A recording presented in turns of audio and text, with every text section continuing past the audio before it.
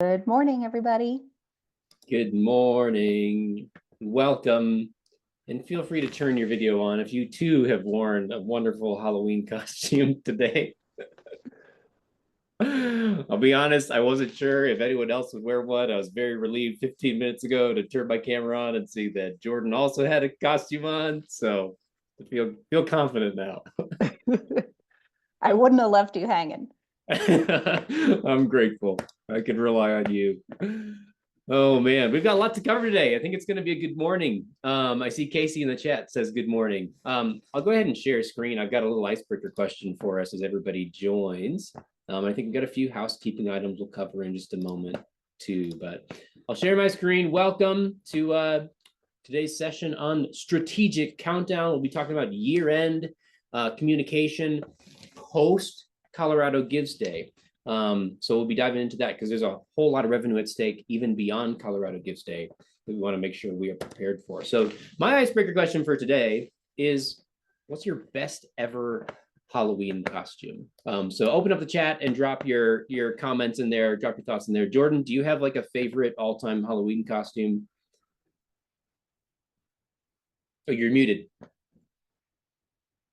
Sorry about that. I'm sure there's going to be future ones with my son, but I had a really great one in college. All of my girlfriends and I dressed up as the Village People, and it was just like we nailed it. We spent time and we nailed it. So that was a great memory.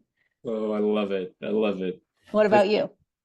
I was gonna give some shout outs. I'll share mine. We got Carrie says I was a bug zapper, made big creepy bugs. That's hilarious. Steampunk vampire slayer.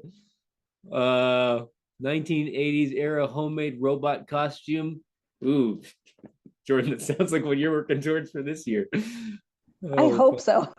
Yeah. My favorite all time was at some point in middle school. I had the idea to be the rollback man, which is like the Walmart mascot. So it had a big smiley face suit, and then like this poster board thing that I cut these holes in so I could like have the prices and I could roll them back. And anyway, I thought it was really fun. Won a costume contest with that one. I was pretty proud of it. There's so many good ones. Pez dispenser is in here. What is Morticia and Wednesday with my daughter? Oh, amazing. Nina and Lance from Portlandia. Oh, this is fantastic. If you have pictures, maybe, and we have time at the end, maybe we'll do some show and tell or something. That could be a lot of fun. All right, we've got plenty to cover today. Keep your costumes rolling into the chat. That's just so fun to hear about. A couple things on my end, and then Jordan, you've got some things on your end too. Just as a reminder for you all, we did change a couple of the dates. Like people joining with videos and smiles on their face today. That's great. We did change a couple of the dates. In November, we'll be meeting on the 20th. We talked about that last month, but that's just another reminder for you. And then in December, we'll be meeting on the 4th. That's to avoid some of the holiday season things going on. That's also December, to make sure you got plenty of time to go implement some of the ideas before we get into the thick of year end and all kind of the holiday chaos that will ensue. Without further ado, let's dive in. Again, lots of ground to cover today. Some of this will feel probably a little bit like review, which is intentional. It's on purpose because there's a lot of concepts that I definitely want to make sure that we continue to talk about, that we continue to reinforce. And specifically what we're going to be doing is, we talked last month about Colorado Gives Day, building your email strategy around it. We're going to talk about how to go build upon that as you move closer to the end of the year. So a few things to expect from today. Number one, I'm hopeful that you'll walk away today knowing how to prioritize your communications for the duration of the year-end season. We're going to look at a little bit of benchmarking around when revenue typically comes in. Secondly, you should be able to go implement 3 main types of effective year-end emails based on things we've learned from testing and optimization. And so we'll look at lots of examples there. And then third, you should be equipped to go draft your donation page using an embedded form for Colorado Gives Day and for the year-end season. So if you already have a draft page that's working, you're getting ready to launch here like in November, you probably are a leg up, but we're going to talk about a few specific things around the donation page, how to embed the form. Next month, we'll be diving deeper into donation page optimization, but we'll touch on pages for a little bit today. Action item, I really have two things for you. One primary homework assignment is to go draft your Colorado Gives Day donation page. But sort of a secondary portion of that is I have a little email planner tool that I'll share with you that you can go use as you start to really lock in what are those final communications you're going to be sending as we approach the end of the year. All that said, let's jump into a little bit of data. We'll see what the data says about year-end performance. And I've lost my chat, so give me a moment to find my chat screen. It disappeared when I shared my screen. Because I want to see your thoughts, I want to see your ideas, I want to see your comments, and any questions if you have them as we go through. So let's dive in. Benchmarking the year-end season. You know, when we look at the organizations that we work with, there's about 40, 45 organizations in this data set.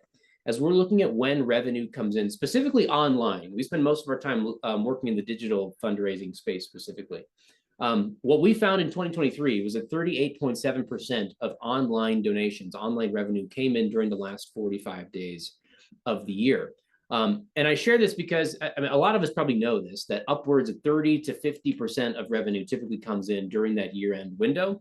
But the more that I talk about year-end, the more I realize not everyone knows this, or maybe you're only seeing 10 to 15% come in, and you just look at your own data, you don't see other people's data, and you think that's kind of what's at stake. But I want to show you, for those that don't know, the reality is there's so much revenue at stake during this year-end season. And if we want to see this type of revenue, we have to have an effective plan. We have to come to the table and participate. This is the most competitive season of the year. And you're not just competing in the inbox specifically with other nonprofits, which you definitely are. Almost every organization is sending communications out to try to win some portion of your donor's wallet. But you're also competing with for-profits and you know, e-commerce and retailers who all want people to go buy their stuff, either for themselves or to go give us a gift during the holiday season. It is the most cluttered, busy time of the year in advertising, in emails, all of that sort of stuff. So there's so much noise to try to cut through during this season. So we have to have an effective plan.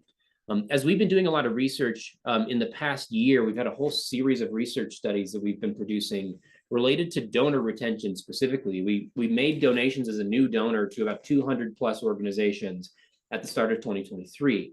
And then we subsequently looked at all of the communication that we received over the course of 2023, including year end.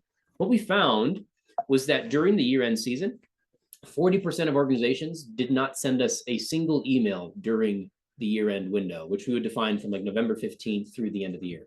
It's 40% sending nothing to these first year donors during this most critical giving season. We also found, if you go look and include offline channels, direct mail specifically, 29% of organizations sent nothing at all, including direct mail, which means there's also like a little sliver of these organizations that are only sending direct mail communication to their online donors, which is an interesting strategy. Certainly in support of a multi-channel strategy. It seems a little bit strange maybe to flip channels of communication, but would be interesting to see their performance.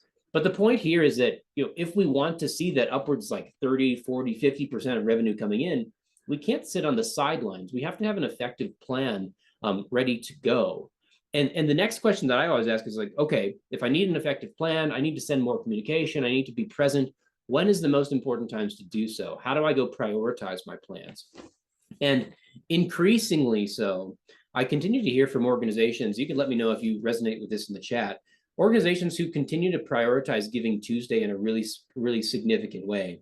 Now, all of us today, we're talking about Colorado Gives Day, and that kind of overlaps inside of the Giving Tuesday window. So that may not be as important to you that specific day, because we're looking at Colorado Gives Day primarily. But I do want to show you how this revenue breaks down. I think it's pretty interesting.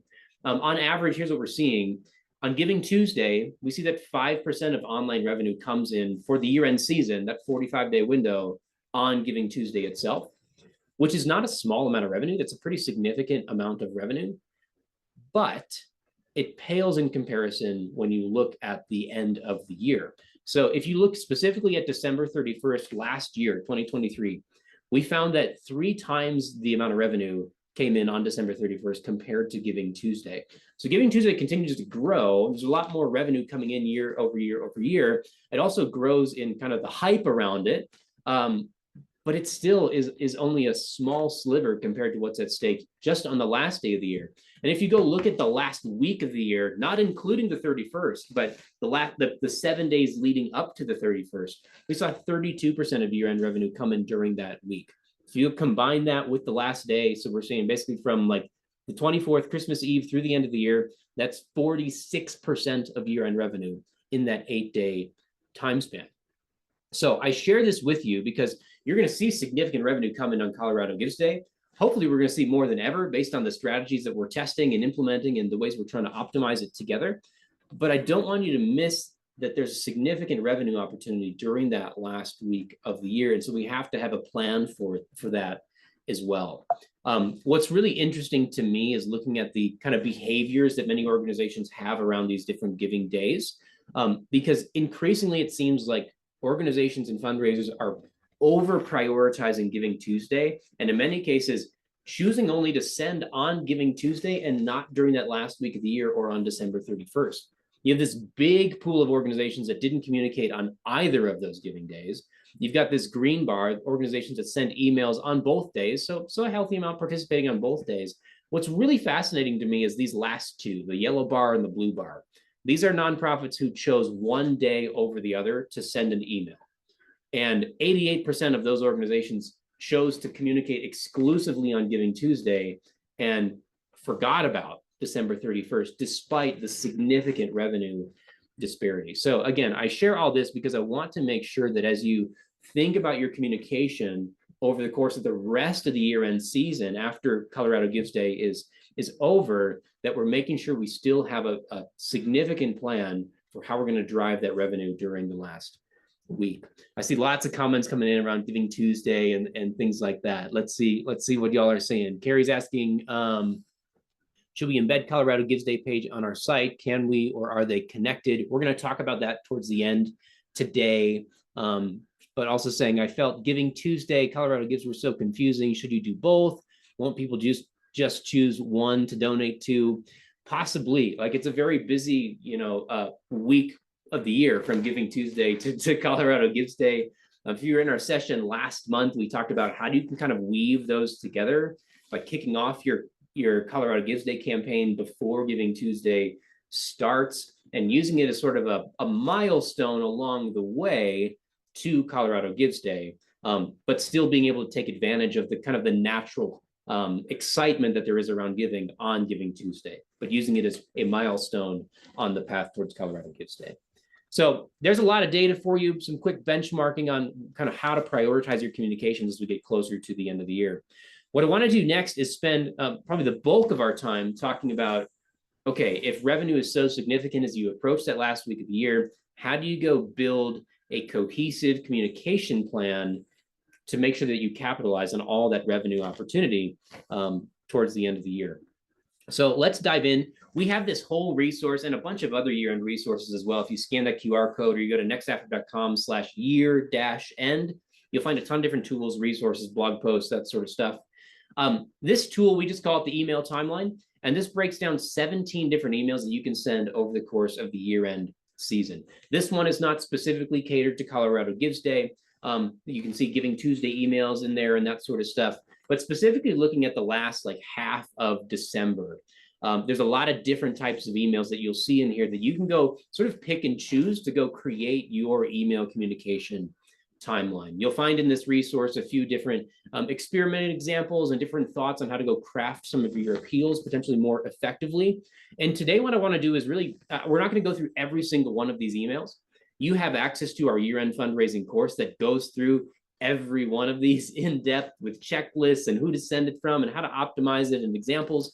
We'll look at a couple of those today, but I want to talk about 3 different categories of emails because all of these fall under 3 categories.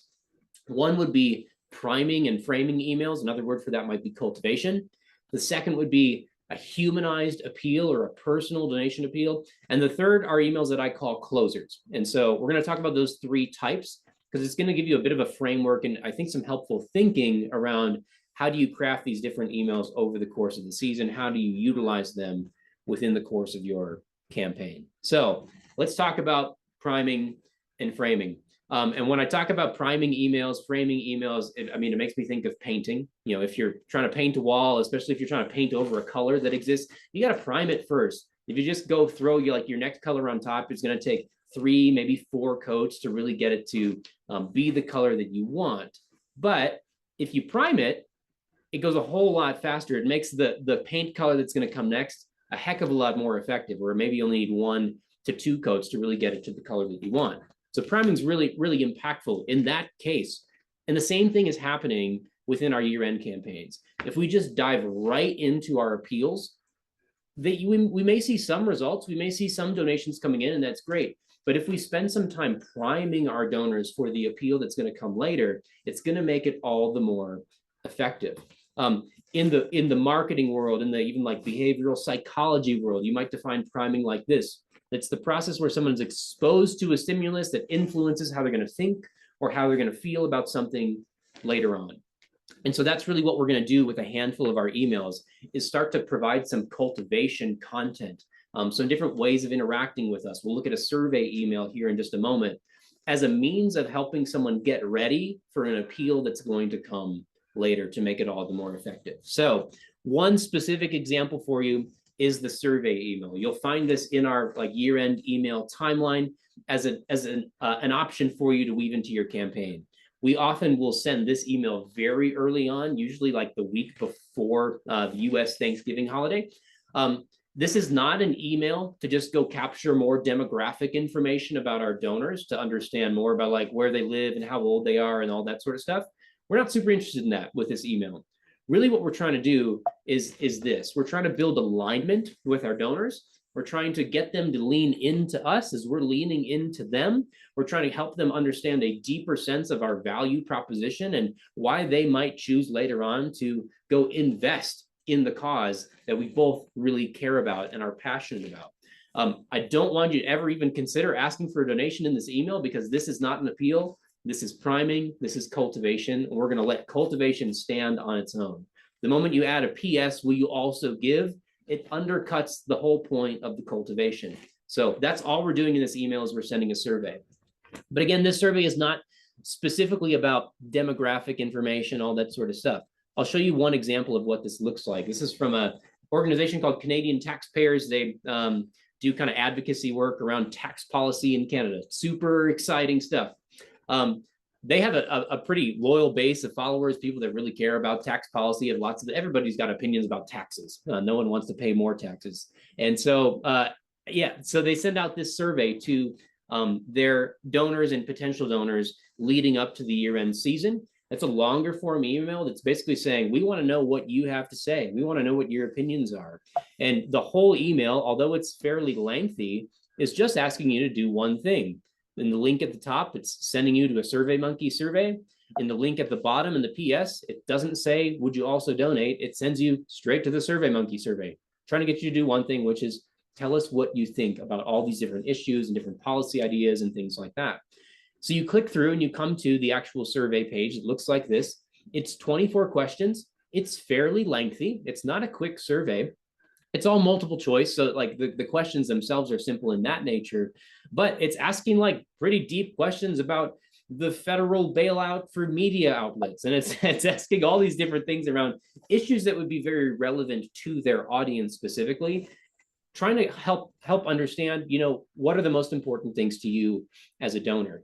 And what this is really doing is it's causing that donor to lean in, because what's kind of implicit all throughout the survey is, okay, you want my opinion, but also you're telling me that you can do something about these issues. You care about these things too, just like me. We have a shared set of values and beliefs. Whether you agree with them or not, their ideal donor leans into these things and realizes there's a deep connection here, and you can make an impact on something I care about when I give. So whether you're working in tax policy or you're working, you're doing advocacy work for people who maybe are just underserved in your community or need access to various resources, whether it's food or it's housing or different things like that, you can use a survey to help build alignment with your donors, to lean into your shared interests, shared values, your shared vision of what you want to see accomplished, either in your community, in our state, in the world. So a survey can be really powerful.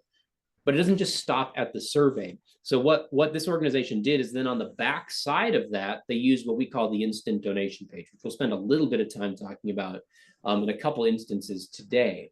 So instead of sending someone to just a kind of a generic thank you confirmation page saying, hey, thanks so much for sharing your opinion with us. We're going to use this as we plan things for 2025. See you later. That's like the typical confirmation page approach. This takes a radically different approach. It immediately moves into a donation appeal. They have a headline, they have like 1 or 2 sentences that are saying, thank you for taking the time to fill out the survey. Before you go, would you consider one more thing today? And then it moves into this long form donation appeal. You can see there's lots of copy on this page that's now talking about the opportunity to actually go make an impact on all that stuff in the 24 questions you just said is super important to you. You can go impact that stuff directly by making a donation. Here's how we're going to use that donation to make an impact in 2025. And you can give right away. There's a donation form right here on the page. And so you're building this pathway from cultivation to donation. I look so silly doing that in this giant pumpkin costume.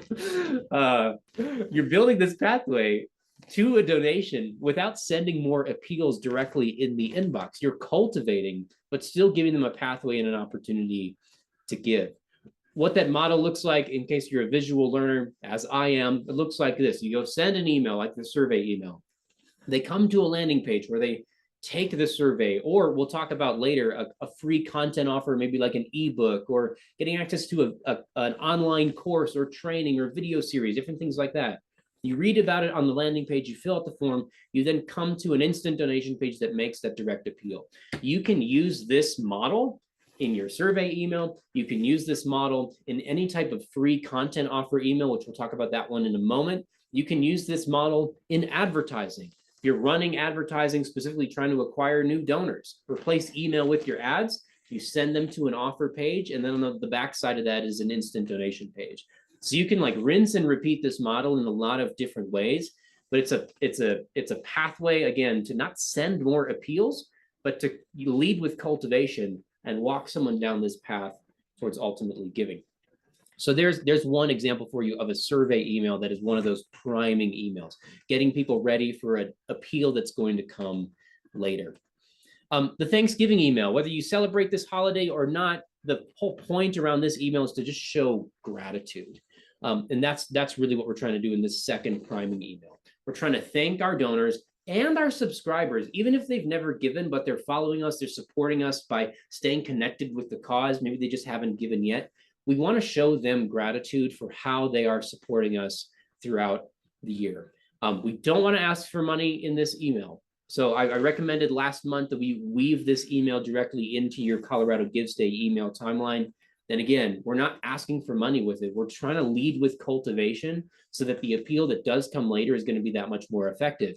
Because now I, as a donor or potential donor, have a better window into the impact that my gift is making. So here's an example for you of what this could look like. This could take a lot of different forms. It could be a purely text-based email that shares a story of impact and thanks you, the donor, for making that impact possible. It could be something like this, where you're actually sharing a video that's kind of a recap of, hey, here's all the impact that you have been able to make as the donor this year, showing some of the wins and things that you've been working on and accomplishments, that sort of stuff.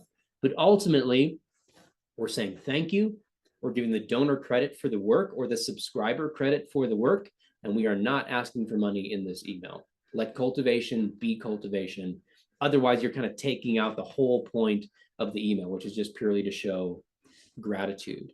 One other example, this is one I got the first like Thanksgiving after COVID. You'll see some of the language in here. Hi, Nathan, even though your holiday may have looked a bit different this year, I hope that you and your family still enjoyed a happy Thanksgiving. They go in to talk about your gracious support of our organization. They've got some images, they got some stories they tell. They're giving me all the credit for the work that they have done. I haven't done the work, but we made a donation that year, and so okay, they're giving me the credit for it. Because your partnership with Food for the Hungry helped save her children from malnutrition. Like, they just told this great story, and now they're giving me all the credit for this incredible thing that had happened. And they tell all these little kind of like vignette stories. Shmuel is thankful for you because you sent the team to help them build a tube well in their village. Simbo's family is thankful. They're giving me the credit for all these different little vignette stories that they're telling in this email. They give me the chance to go click through and actually read more and see more of these kind of stories of impact. And again, they're giving me all of the credit for this incredible work. This type of cultivation can be really, really powerful, regardless of channel, whether it's an email or it's in direct mail or otherwise. This is one of my favorite experiments to share because I think it's really powerful because it's something really simple, but shows the incredible power of just saying thank you in a meaningful way. So in this experiment, this organization, they have a pretty robust communication strategy. They already had some great year-end campaign plans that they had in the works. They've got robust direct mail, email communication, advertising, all the things are going on in their year-end campaign. But they wondered, could we actually see an impact on giving if we did a better job of saying thank you early on in the campaign? So they took their donor file, they split it in half. Version A, half of this organization's donor file, they receive the normal cadence of communication. So there's direct mail drops, there's emails, there's ads, all the things are going on. Version B, the other half of their file, they got one additional postcard. It came the week of Thanksgiving. It was personalized. So it says a Thanksgiving message for you, Jordan. It has your first name right there on the postcard. You open it up and there's an image of a video from the president of the organization. There's a little bit of a note in there to say thank you and to invite you to go watch a video. You go to the page that has a little QR code or URL in there, and you get to watch this video of the president of this organization just saying thank you, giving you credit for the impact that you've been able to make with your donation this year.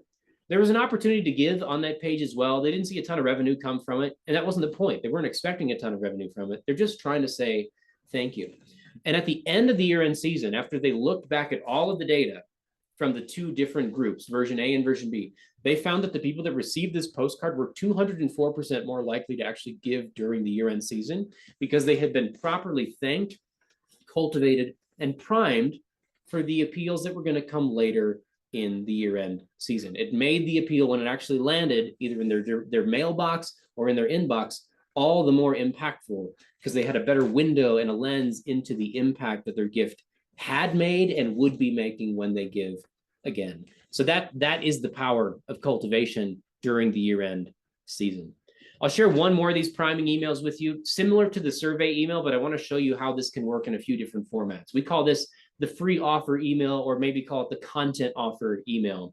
And the point of this email is to go give your donors something for free that's of value. This could be an ebook where you're educating them on something related to your cause, helping them understand maybe the needs that exist in the community, helping them find a way that they can actually take some steps forward and make an impact on their own in addition to giving. So it could be an ebook, it could be some online training, an online course, access to a video series. A survey is an example of this. Some organizations will use even things like petitions as well, but you're giving your donors something of value for free. It's not like a bait and switch, like, oh, if you want to actually get access to this ebook, you have to go make a donation. We're not doing that at all. We're just giving it to them for free, but using that instant donation page pathway. So I'll show you what one of these looks like. Again, you start with an email. You send an email that talks about the free offer. You send them to a landing page. This is an example of one that was used on Giving Tuesday from the Texas State Historical Association. And so they put this portable handbook of Texas ebook together. It's a PDF download, has lots of interesting information about Texas history. Their ideal target audience is Texas history buffs, and Texans love their Texas. And so they're all about this. And so they read through this page and they fill out the form and they get access to this ebook. It gets sent directly to their inbox right away. And when they come to the confirmation page, it says thank you. It confirms that your free copy of the handbook is on its way to your inbox. And then it moves directly into their Giving Tuesday appeal. You can do this for Colorado Gives Day. You can do this on Giving Tuesday. You can do this at any point during the year-end season. It's a very effective pathway, again, to lead with cultivation, but create a path towards giving, towards donations. One thing I want to call out about this page, that's a pretty common question that we get is, okay, if I already have their email address, why am I asking them to fill out a form? Why don't I just send them the PDF, the ebook directly to their inbox? Wouldn't that be easier? Wouldn't there be less friction that way? And And that's true. It would be easier. You might actually get more people to go click on the link and engage with it, but it may not be as impactful at driving the ultimate result that you want, which is the donation on the other end. We put this to the test in this campaign, where basically you'd get the email, you'd click on the link, and you'd come to right to the instant donation page that now says your free copy of the handbook was just sent to your email address. So you didn't have to go to a landing page and fill out a form. You just click through the link and it says, great, we're going to send it to you. And then it moves right into the appeal. So here's what the test looks like. Version A is that normal landing page to instant page flow. Version B is email straight to the instant donation page. This led to a 41% drop in donations and a 31% drop in average gift because people didn't perceive the same value that they had just received. When you go through and actually fill out a form and you read more about the copy and the impact of the resource you're about to get, you have a greater sense of the impact it's going to make on you and the value that it means to you, which sets you up to be willing to make a greater donation when you get to that instant donation page. So we can't forego this landing page in the middle. It's really critical in building momentum in the process and getting someone to that point where they're willing and inspired to actually give back to you. So there's a little public service announcement for the instant donation page. You can't leave out that landing page in the middle as much as you may be tempted to. Ultimately, kind of the key principle around all these cultivation type of emails, these priming type of emails, that donors are relational people. And we have to go invest in the relationship before we go ask them for money. If you continually to go ask all your friends to go help you move and you never actually like invest in the relationship, eventually they're going to stop showing up. You have to deposit a lot more in the relationship before you actually ask for something back from it. We have to do that with our donors as well, even through something like email cultivation. That said, when you actually get to the appeals, how do you go craft the appeals? We spent some time last month talking about kind of the framework and the template around designing an appeal, everything from the sender names to the subject line to the copy. So we'll move a little bit quickly through this, but I want to revisit the appeal framework and show you a couple different examples just to show you that this type of framework can be applied across any type of organization, and it may spark some ideas for you. So let's look at the personal appeals. Jordan, before I move on, have you seen anything in the chat that's worth pausing and commenting on, or any questions that have jumped out to you? Yeah, I think, and you kind of clarified it, but I think there was a little bit of confusion just around the landing page. Okay. So like, could the landing page be talking about a match offered for Colorado Gives Day or the incentives, or does it have to be that they are actually making the download before you present them with like the donation form? Yeah, good question. So I wouldn't talk about the donation piece of it at all until someone gets ultimately to that instant donation page. So okay, so it's a totally separate website page. Correct. Yeah. We don't want to muddy the messaging on that download page and start to introduce other things that are unexpected. We just want to give them the resource for free. We don't want it to feel at all like, oh, they're going to ask me for money once I get this, or they're going to withhold it from me until I actually give. So we don't want any of that confusion. So we won't introduce that messaging until you hit that page. But then once you're on that instant donation page, that might be a great place, especially during the season, to go talk about your goals, talk about matches, talk about incentives to give, because you have such an opportunity where there's high urgency and high motivation in the season. Then go lean into the messaging of your Colorado Gives campaign and then your year-end campaign ultimately. And then Katie had a question about timing that we can hit up later if that makes more sense, saying that basically her audience members, beneficiaries, the people that she serves, they're meeting their needs through a professional like work environment. And so those people, they typically have their work emails. And so she's wondering if their end of the year campaign should look different because their audience may not be working or may not be engaged at the end of the year. Like, so should her timeline or communication shift? That's a really good call out, Katie. I'd imagine there's probably a few others that maybe have a similar situation. Yeah, it probably should. Now, if they're, a lot of people still continue to check their work email, you know, even into the weekends. I try to set some good like boundaries for myself, so I don't do that, but a lot of people do. So there's probably some of those that it's okay because they're going to continue to check it. They get a notification when they get an email and all that sort of stuff. But you're probably right. I would, it's hard for me to go say exactly what you should do without going and looking at the calendar and all that stuff. So we could even have a Slack conversation about it if you want to, but probably worth going and looking at that calendar and trying to make sure that the appeals and all the things that you're sending out are landing within that work week and not directly on holidays and all that sort of stuff. It may be more difficult to go send your like weekend emails and get any sort of attention. So you may have to take that kind of framework that we've been working through and that you'll see in our timeline resource and just adjust your dates a little bit to make sure you're always kind of within the work week, within working hours. That's a really, really interesting point. Thank you for that. Okay, let's talk about personal appeals. Casey, I see your question about what kind of freebies. Let's come back to that at the end. We can have some conversation about it. If I forget, please remind me, Casey. We'll spend some time. Personal appeals. We'll look at one primary example that we call the overview email. And the purpose of this email is to basically put everything out there. Explain the stakes of what's happening as you're heading into a new year. What are the new challenges that maybe have come up throughout 2024? The things that you want to go address and need to go address in 2025, really making the case for why is there continual support that's needed to keep making an impact. Has anything changed? New problems, new challenges, all that sort of stuff. New big initiatives and big ideas and things that you want to go launch in the next year. Ultimately, in this email, we're also including things like the deadline, the goal, if you have a matching opportunity, any sort of incentives. I would recommend you use this type of email in your Colorado Gives Day communication, which we talked about last month. But then separately, after Colorado Gives Day is over, having this as kind of a dedicated email to cast the vision for the rest of the year-end season as well. So we're explaining the stakes, we're setting the stage. This is a longer form email because it's unpacking really the core value proposition and the case for support of your whole campaign. Subsequent emails might not be as long or as lengthy. We'll look at that when we get to those closer emails, but this one is going to have a lot of copy. It's going to explain everything. It's going to put it all out there.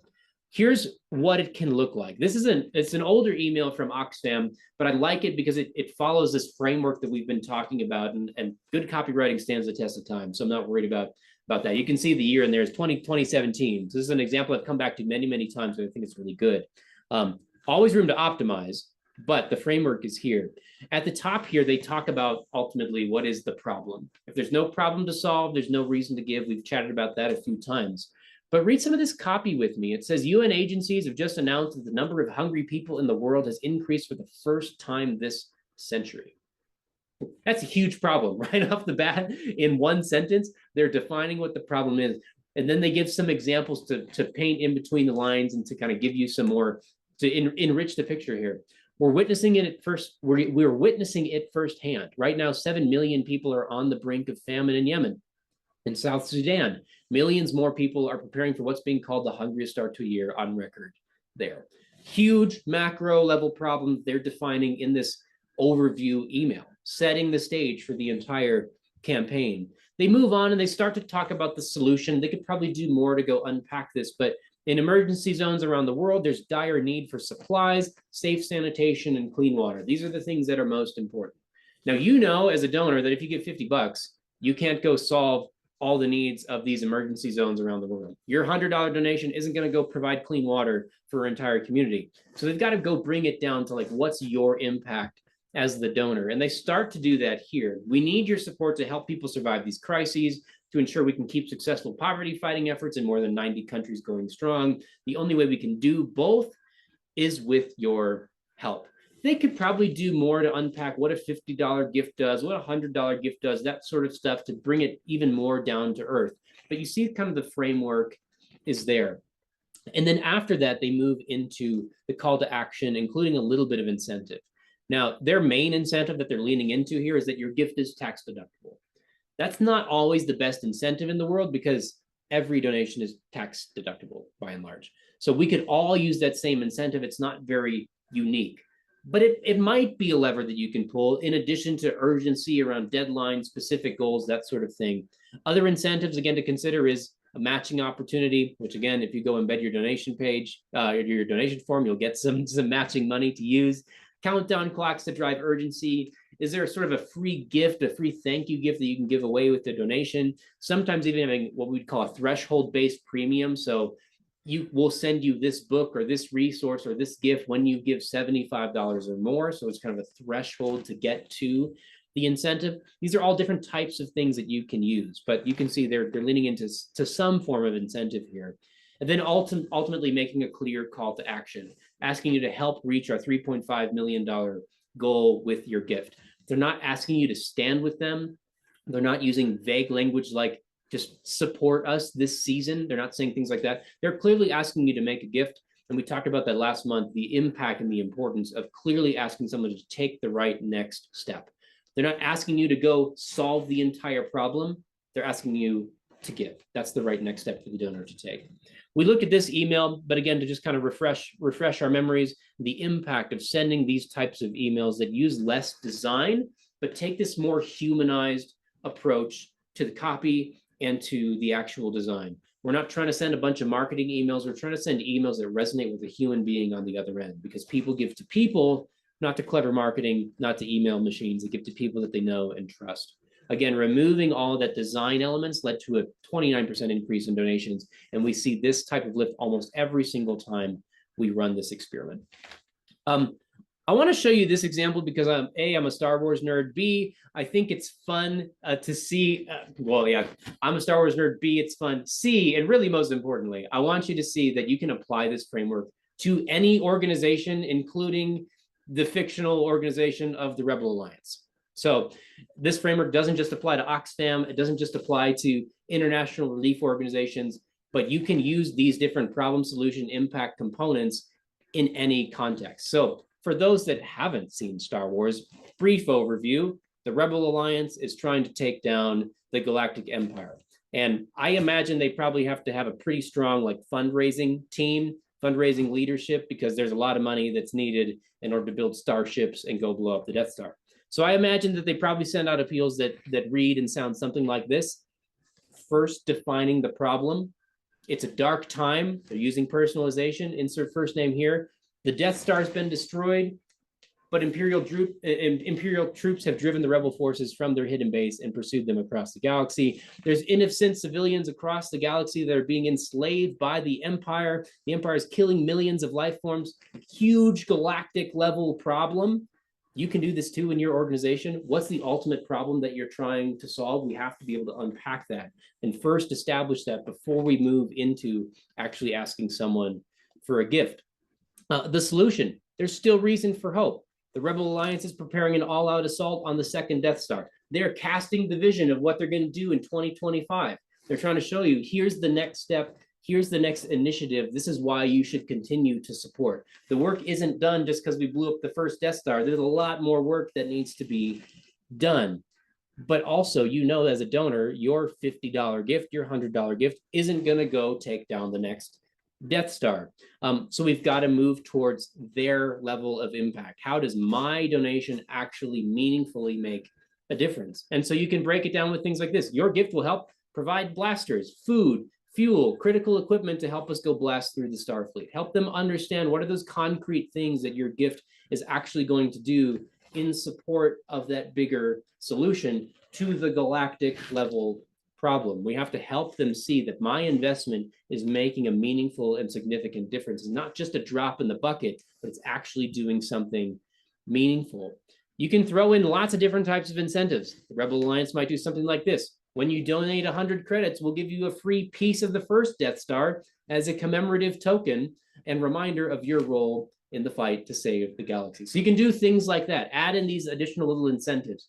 This is not the core reason for someone to give. The incentive is not the reason why they give, but it is a reason that they might choose to give more rather than less, or choose to give now rather than later. So we have to make sure all incentives are positioned that way, especially during year end, when it's really tempting to only talk about the tax deduction and the deadlines and all that sort of stuff that everybody else can also talk about. We have to first address the problem, solution, impact, and then put incentives in their right place.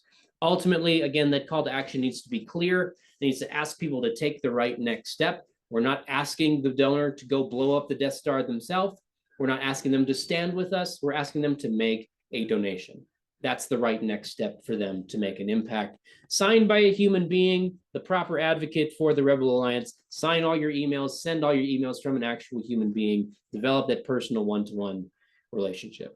Ultimately, donors are logical people. They need concrete and real reasons why they should give. If you, again, just lean into deadlines and urgency and incentives, that's not going to move enough people towards giving to actually see those significant revenue coming in during the year-end season. We have to have a cohesive value proposition communicated over the course of our year-end campaigns.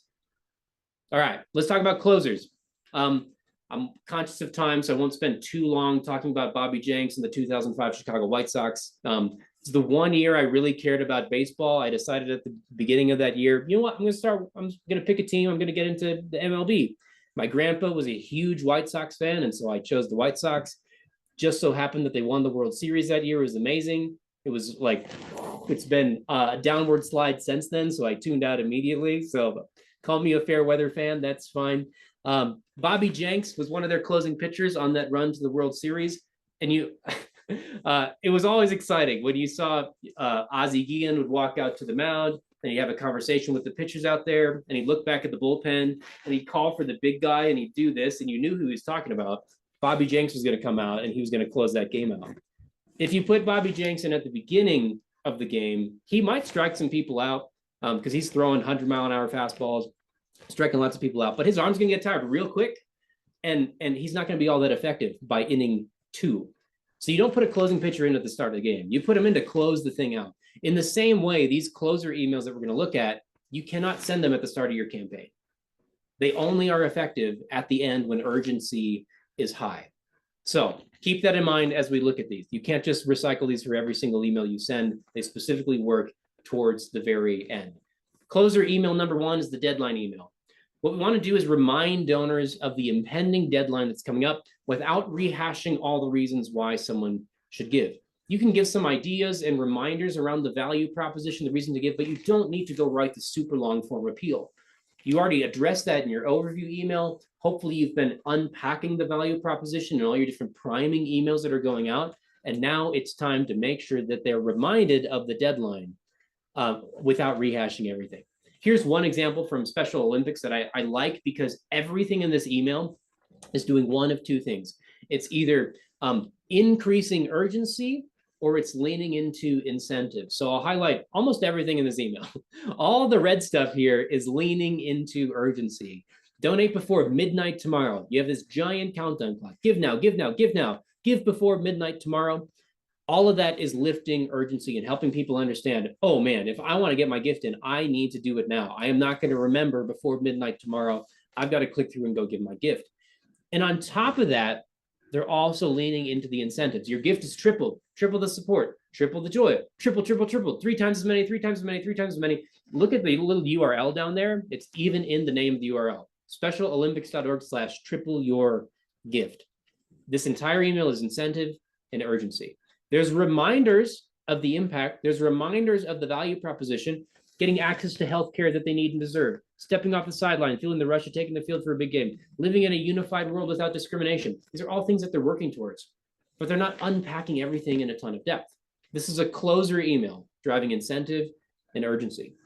We see this type of approach be effective when we put it to the test. Here's just one example. Version A versus version B. You can see version B is a lot more succinct. It's a lot shorter. It's just focused on helping people know that the deadline, in this case, to renew their membership is coming up. They saw that this type of approach where they're just focused on that reminder, not including as much value proposition copy, led to a 9% increase in traffic from non-donors, led to a 37% increase in traffic from lapsed donors. It didn't make as much of a difference for people who are kind of already motivated. They're current members. They're actively donating to the organization. Sometimes these like nuanced copy tests, they don't move the needle for those people quite as much. They don't often need as much communication to be reminded to give when they're already actively engaged.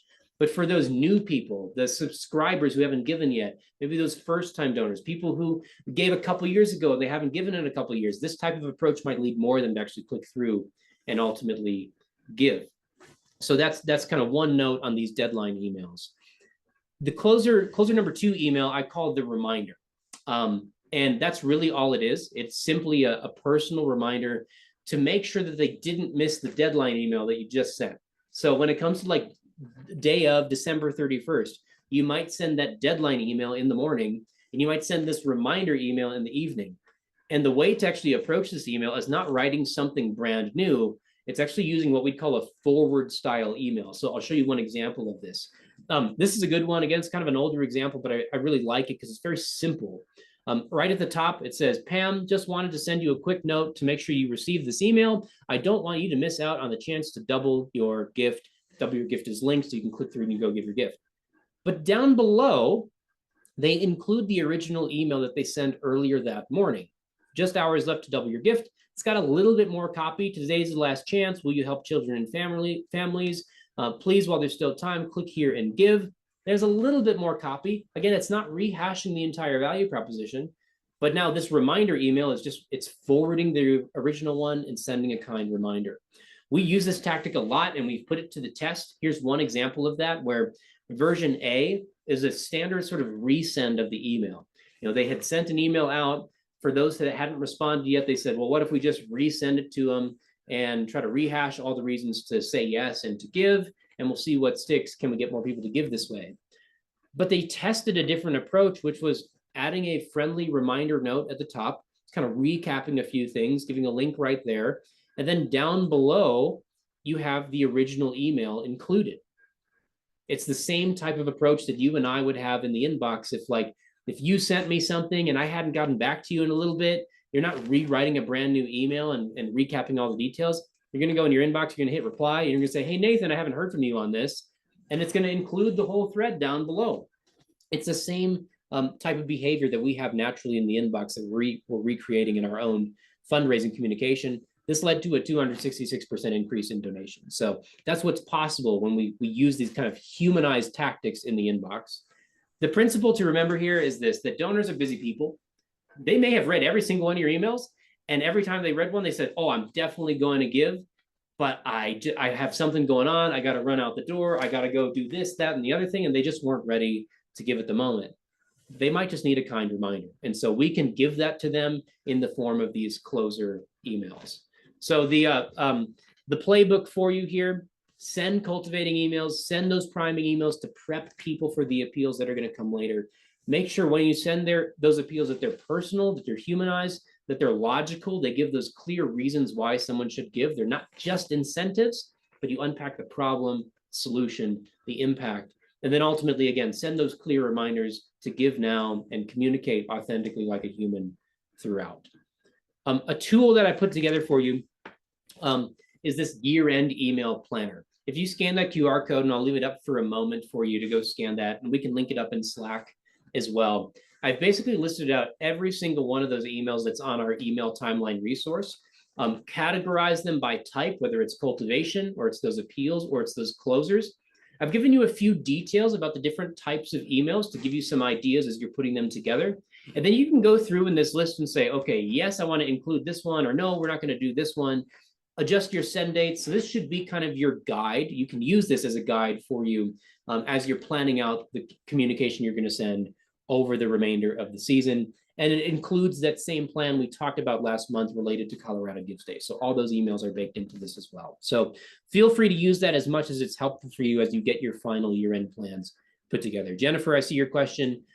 I can share the link in Slack so you have it there if the QR code's not working for you. So all this stuff will go drop in Slack after our session today. See, Allison's asking, how long after the original email is sent would you send the forward email?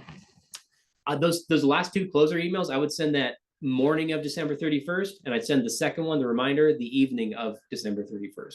Maybe you even, and in this timeline, you'll actually see if you pull it up and you scroll down, we'd recommend sending something on December 30th as well. It's probably a little bit more in-depth reminder of the value proposition. And then like the closer you get to the deadline, it kind of gets shorter and shorter and shorter. Carrie's asking, what can you do for a priming cultivation if you don't do a survey? What can we say?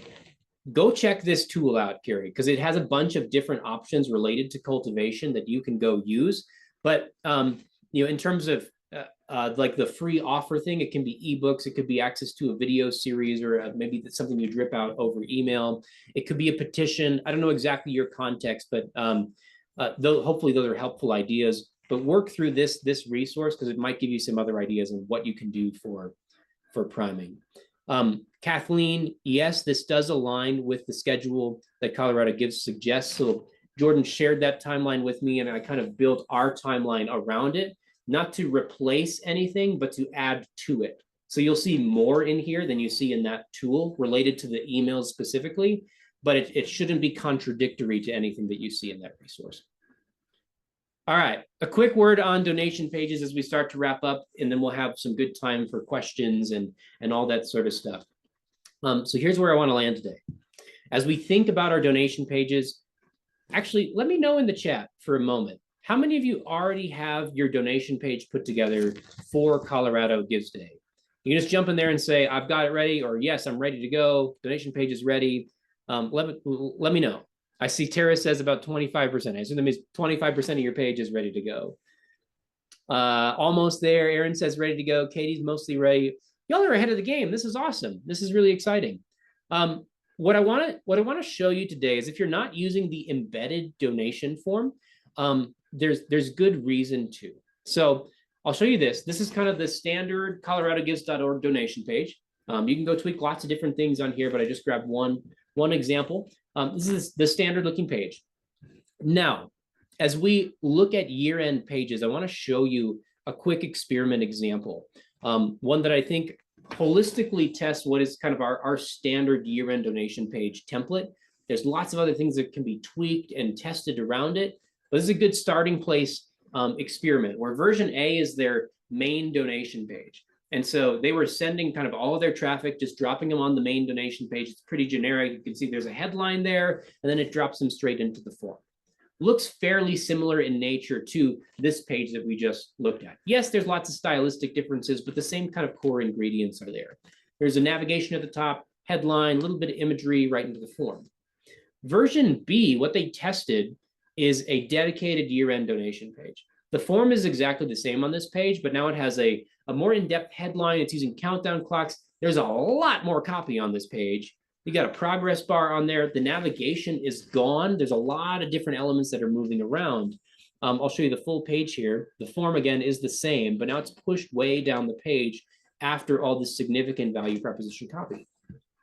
What they found running this test was that this approach led to an 81% increase in donations when they tested this during the year-end season. I think we all would take an 81% increase in donations during the year-end season. So what I want to do is help you understand how you can get from this kind of standard donation page to a page that follows more of this model. We're going to spend a lot of time in our next session talking about donation page optimization and all the different like nuanced elements and all the different like we'll look at a lot of experiments next month of all the things that have gone into making this type of a template specifically for year end. But I want to help you get started, especially for those that have already jumped into your donation pages. This may change some of your thinking around how your page is designed. I want to show you how you get from kind of the standard form here to this more year-end specific page using tools that Colorado Gives provides for you. So everyone, to my understanding, that's in Level Up should have access to the embedded donation page. If for some reason you don't see that showing up, send a note to Jordan. She can help make sure that you have the proper access that you need, but you should have access to the embedded donation page. I'll walk you through just briefly kind of what this looks like. So if you go log into your coloradogives.org kind of admin homepage here, on the left side in the column, you can click on embedded donation form, which lives under the fundraising tools category. You go click into there, you can go make all the same types of edits to your donation page that you normally would, even if you're not embedding it, tweaking all the gift amounts and the gift array, all that sort of stuff. You can do whatever edits you need there. So edit your form as needed. You can go change your receipts. You can go customize your thank you messaging, all that good stuff. But then there's this little link at the top that says get embed code. You click on this link, it will automatically copy over the HTML embed code that you're going to need to go put this form on a landing page on your own website, which is going to open up a lot of opportunity for you to add a bunch more things into your donation page and go customize that to your heart's content and go customize it in the ways that we're going to go talk about next month when we talk about donation page optimization. So click on that link to get your embed code. It will look like this, and this may look very scary to some of you. The good news is you do not have to know how to write HTML or CSS or JavaScript or any of that stuff. We're just copying and pasting. So hopefully that brings the anxiety down a little bit for some of you. This is generally what it looks like if you're pasting it into a WordPress page. But what you're going to do is grab that code and you're going to paste it into your donation page on your website. Now, I know we have people using lots of different website tools. I think the big three that I have heard people are using are WordPress, Wix, and Squarespace. There may be a couple other examples. If you don't see yours here, just let me know. We can try to track down what it might look like for you. But in WordPress, if you're using kind of the block builder, which most people are using these days, it should look something like this, where you can go grab a custom HTML block, go drop that into your WordPress page in the editor, and then go paste in your code inside of where it says write HTML. You're just copying and pasting right in there, and that will pull in your Colorado Gives donation form right into your new page.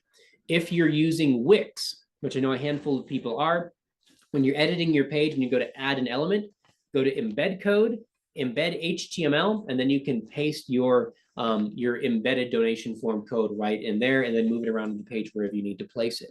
I know some are using Squarespace. Again, it's all kind of the same thing. It's just sometimes the label changes or the location of the button changes. When you're editing your page, you're going to go insert an element. You click on this little code button, this code widget. You drop that in, and then you can paste whatever HTML in there that you need to. Again, you're just copying and pasting from one place to the other. Jordan did this webinar with Mighty Cause. I'm not sure exactly when this was, but walking through a lot of these different tools inside of your coloradogives.org platform. And if you want to, you can scan this QR code. We can post this link as well, specifically to a section that walks through where you can see with a video, someone going through and actually grabbing the embed code and going and pasting it into their website. So that might be a helpful video walkthrough. We'll send you that link. You'll get these slides so you can go watch it. Ultimately, again, where we're trying to go is to go build a page that looks like this. Right here where this form is, this is what your embed code, your embedded form is doing. It's generating the form on your page. All of the copy up here is just stuff that you can go write and create and craft within your website builder, within your page builder. And then on the top here, you can also use that same kind of like custom HTML or embed code widgets to go drop in things like countdown clocks, progress bars, and other types of tools. We'll talk a little bit about that in our session next month, again, as we dive deeper into all of these different elements. So there's kind of a high level look at embedding your form. Again, if you do that, you get $1,000 extra of matching donations. And that is to incentivize you to start to build a page that looks like this, because again, we don't just want you to do this for the sake of it. We want you to do it because testing is showing that this type of an approach can lead to a dramatic lift in giving and conversions for you and for your organization this season. I see a lot of questions coming in. Let me wrap up with one more thing, which is your homework, and then we can spend some time going through questions.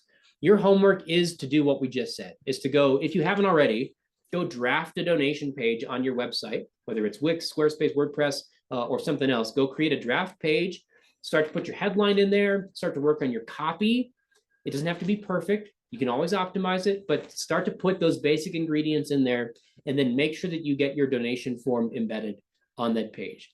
If you run into problems or issues or questions, you can always send a note to me or to Jordan in Slack, and we can go help you find a resource, whether it's us or it's someone else, to go help you kind of get that installed. But that's your primary homework. Create that page, embed your form, and then go to this form and let us know either a screenshot or the URL of your page so we can see it. We can start to see that you're doing all this work and you're ready for next month, where we're going to do a deep dive on donation page optimization to make sure that page is ready to go for the bulk of traffic to go hit it during Colorado Gives Day, and you're ready to go for the remainder of the year-end season. All right. How's that sound? Think we can make that happen, everybody? I hope so. Lots of questions coming in. Jordan, is there a specific place you think we should start as you've kind of seen things rolling in the chat, or should we just pick one and go for it? Yeah, Sydney had a great one that you kind of just answered, but might be good to reiterate. So is this donation page that we're creating with the embeddable form on it, is it just for end of year or for Colorado Gives Day or both? How should they approach it? Yeah, good question. I would start with Colorado Gives Day specifically because you're going to want to frame that messaging specifically around that campaign. But then it's probably a page that you can go recycle. So after Colorado Gives Day, I'm going to imagine a lot of your core value proposition is going to remain the same. So once you get that page dialed in, you might just go clone it to have a dedicated year-end page, but it's probably not going to look all that different other than the Colorado Gives Day messaging goes away and it's replaced with year-end messaging specifically. So you do probably end up functionally with two different pages, like two different URLs, but they're going to be very similar types of pages. So to directly answer your question, work on the Colorado Gives Day page first, and then we can go work on the year-end page after that. Okay, let's see what else we got going on. Yeah, Carrie was just looking for some clarification around the Colorado Gives page, and is it different than our website? And so we were talking about this with a couple of folks in chat. When we talk about the embeddable donation form, we are talking about the embeddable donation form that through your organization page on Colorado Gives. You can embed that form on your external website. When Nathan is talking about the page where you're collecting donations, that's the page where your Colorado Gives embeddable form lives. And so like he said, likely if you're taking the strategy that Nathan is suggesting, you're having a page which appeals to a donor, and then you're having the page where the donation form lives, and you're using those in your marketing to incentivize people to give. Yeah. So some donation platforms have like built-in landing pages and stuff, although most are exactly like what you have, where it's a great form tool, but then to go build in kind of all the other bells and whistles, you've got to go host it on a separate like landing page, either a landing page builder or within your website itself. So take the form, use the form tools that you've been given, and we're going to go embed it on the page that you're hosting via your own website is ultimately where we're trying to go. I see a question from Sean about, is my costume hot? It's actually a little bit chilly because there's the, I don't know if you can see it, there's a fan in the back and there's a lot of airflow in here. So I'm doing okay. I'm doing okay. Thank you for checking on me. I appreciate it. Morgan wants to point out my 8-month-old is very interested in the pumpkin costume. You know what? I was telling Jordan this earlier. We ordered these more like cloth ones for our kids, and they're not 8 months. They're almost 8, and then a 5-year-old. And then they saw the inflatable ones. They're like, why did we get the cloth ones? So now that we have inflatable ones on the way this week for them too. So it's gonna be fun. I see a couple of the questions coming in. I think they're related to Kathleen saying, we have the embeddable donation form on our site. The page is not specifically structured towards end of year, towards Colorado Gives Day donations. So you know how to do it, which is great. So your next step is, let's go create a dedicated donation page for Colorado Gives Day. Because as we saw in that one quick experiment, if you just drop everybody off on sort of your standard giving page, I don't know that I'm in the right place to actually go make my Colorado Gives Day donation if you're not affirming that language on the page. And you may have unique incentives, you may have unique value proposition language for that campaign. And so you want to reinforce all that messaging when someone lands on that dedicated page. If I'm hearing about the campaign over here in an email or in an ad or even in a direct mail piece, and I land on the pages, there's nothing about it in the copy, I'm going to be confused and I might bail altogether because I'm not sure I'm in the right place to actually give my Colorado Gives Day gift. So you're going to want to go create a separate donation page specifically for Colorado Gives Day that has language focused around it. And then you're going to go create a separate page ultimately for the remainder of the year-end season that doesn't specifically talk about Colorado Gives Day, because that will be in the past after it's over. Jennifer is asking, I think, a similar question. When you say create the page for Colorado Gives Day, do you mean to focus the donation page towards Colorado Gives Day, then revise for the end of the year? Yeah, I would create two separate pages. They're going to be very similar, but I would create a dedicated page for Colorado Gives Day, and then ultimately we'll create a dedicated page for the rest of the year-end season. Your homework primarily is to work on that Colorado Gives Day page, but you are more than welcome to get started on the year-end page for after Colorado Gives Day is over. I'm not going to hold you back from diving into that over the course of the next month. Shauna has a question, I think for Jordan, having issues getting into Zooms. Yeah, I can work with her directly. Oh, fantastic. Awesome. We got lots coming in. Okay. Oh, Jennifer says, great. Already answered. Thank you. Any rule of thumb about pictures, value adds, what money is being used for? I don't want to give everything away that we're going to talk about next month, because again, we're going to spend an hour plus together talking about all that stuff. The pictures stuff specifically, I'll talk about now, and I'll show some experiments and things next month. But imagery is really hard. Imagery is really, really hard to get right. I'm not opposed to you having images on the page, but it's really tricky to make sure that those images are actually reinforcing the message and the value proposition that you're trying to communicate. You might perceive that the picture communicates, all these different ideas and good things, and someone else who's coming in cold and doesn't have all the context you have may see a picture and think it represents something totally different. It's hard to know exactly. It's like looking at a piece of art. Like everybody gets sort of a different impression of what the artist is maybe meaning in the picture, in the painting. The same thing's happening with photography on a page.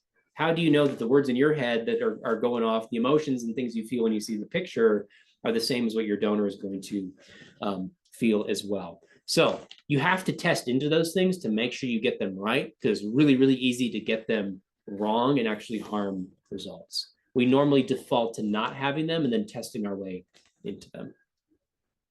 Hi, Jennifer. Do you have additional questions or thoughts? Cool. Awesome. Let's see. Tessa, what's the advantage of sending people to a landing page on our website instead of just sending them to our coloradogives.org page? Seems like a duplicate effort. So the advantage is, again, we looked at it a little bit in that test. If you send people just to like your main overview page on Colorado Gives, there's multiple steps in the process to actually read about why you should give, and then you got to click through and come to the donation page. In a campaign like this, when urgency is high, we want to put that all on a singular page. You're going to see higher conversions if it's all on a singular page.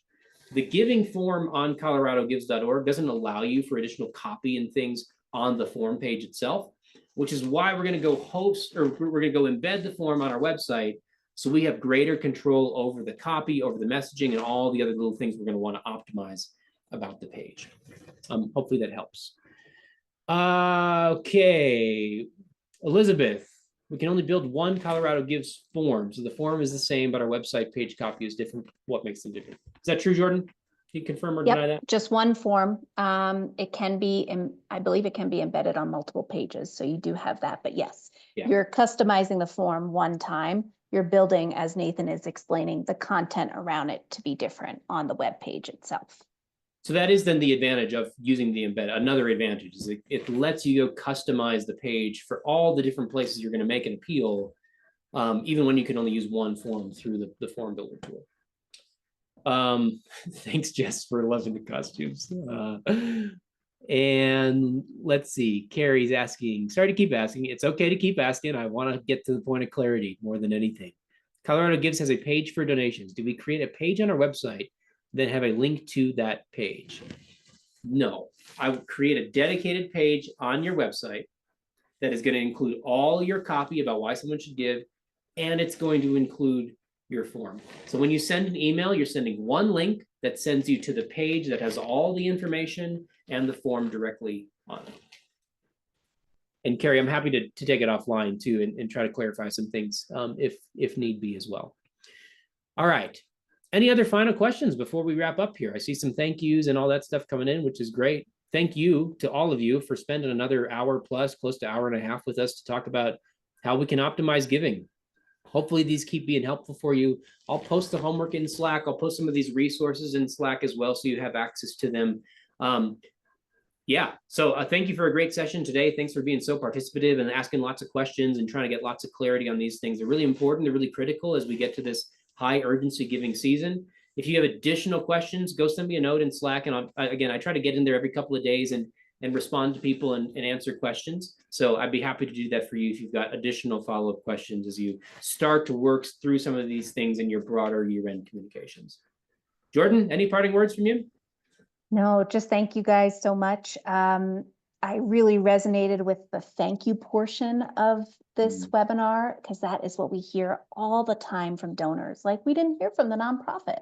And that's like such a core feeling to give to a donor that they don't hear from you. So I guess that was a big takeaway for me. Like, yeah, like we need to make sure that we're making these donors feel good afterward, and then also being smart about where we're sending them. So thank you. Absolutely. Absolutely. Awesome. Well, thank you all again. I hope you have a great next month until we see each other on November 20th when we talk about donation pages. Again, if you got any questions in the meantime, shoot me a note in Slack and we'll chat there. Hey, thank you all. Happy Halloween. We'll see you soon.